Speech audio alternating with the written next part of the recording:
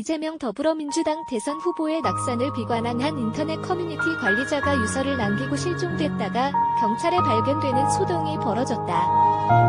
2022년 3월 11일 경기 시흥경찰서는 전날 오후 3시쯤 물안동 물안저수지 인근에서 DC인사이드 이재명 갤러리 관리자인 A, 31씨를 발견해 가족에게 신병을 인계했습니다. A씨는 건강에 별다른 문제는 없는 상태로 현장에서도 극단적 선택을 시도한 흔적은 발견되지 않은 것으로 전해졌습니다. 앞서 A씨는 대통령 당선인이 확정된 이후인 전날 오전 10시쯤 DC인사이드 이재명 갤러리의 유서라는 제목의 공지글을 게재했다. 그는 유서에서 영혼 절반이 떨어져 나간 것 같다며 이곳을 총괄하는 동안 온갖 음해와 협박에 시달려 그 고통은 이루 말할 수가 없다고 적었습니다. 이어 윤석열 국민의힘 후보가 대통령으로 당선된 것에 대해선 다시는 사람들이 이런 선택을 하지 않았으면 좋겠다고 비판하며 차라리 홍준표가 후보로 나와서 당선됐다면 이렇게 고통스럽진 않았을 것입니다. 그 사람은 최소한 무식하진 않고 젊은 시절 정의롭게 살았고 이 정도로 잔인하진 않았으니까. 머리는 빌리면 된다고 외친 사람이 지도자가 되면 어떤 결과가 나오는지 저는 1997년에 이미 간접적으로 느꼈습니다. 예언하건대 비슷한 일이 닥칠 것이라고 주장했습니다. 또 국민의힘이 집권하면 이곳을 어떤 식으로 탄압하려 들지 뻔히 보인다며 드루킹 사례 운운하면서 여론조작 운운하려 들겠지만 웃기는 소리 집어치워라. 그저 한 명이라도 더 설득하고 한 명이라도 더 투표장으로 보내자는 철학에 따라 움직였을 뿐이라고 주장하기도 했습니다.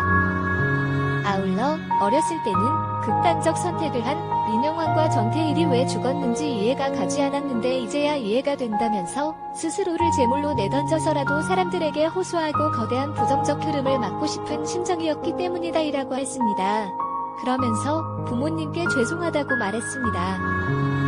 글이 게시된 이후 커뮤니티 회원들과 가족이 경찰에 실종 신고를 했습니다.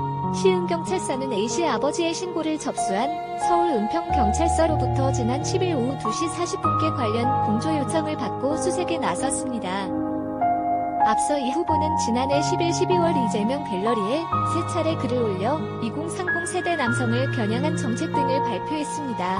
당시 후보는 자신을 개주라고 칭하며 갤러리 이용자들에게 친근감을 표시했고 많은 지지를 받았습니다. 한편 해당 영상을 접한 누리꾼들은 진심 너의 정신건강이 걱정된다. 이재명에게 바칠 목숨 있으면 너 낳아주시고 길러주신 부모님께 효도나 해라. 이 한심한 찌질아. 아니면 조용히 가서 뒤져버리든가.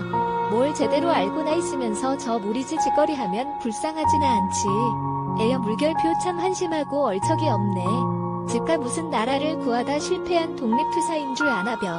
망상에 젖어도 분수가 있지. 정신 차려라. 완전 마탱이가 같네. 젊은 것이. 잘못된 정보로 판단착오를 한 이런 불쌍한 분들을 위해서라도 문정부의 잘잘못이 있는지 당시 야권 윤정부의 잘잘못이 있는지 쌍방의 말을 공평하게 들어 적폐청산해야 한다. 전번엔 문정부가 검경의 칼을 쥐고 진실이라며 팠으니 이번엔 공평하게 윤정부가 검경의 칼로 진실을 파헤쳐 전국민 앞에 밝히고 범법이 있었다면 누구든 일벌백계로 처벌해야 나라가 바로 선다. 적폐청산과 진실 밝히기는 진실된 화해와 화합을 위해서라도 꼭 필요한 사전 작업이다. 이 사람 글 쓴 거 보면 참으로 딱하고 불쌍하기도 하다. 얼마나 거짓 선동에 속아왔으면 이 정도로 뇌가 녹아내렸을까. 이 정도면 구제 불가능한 상태 아닌가.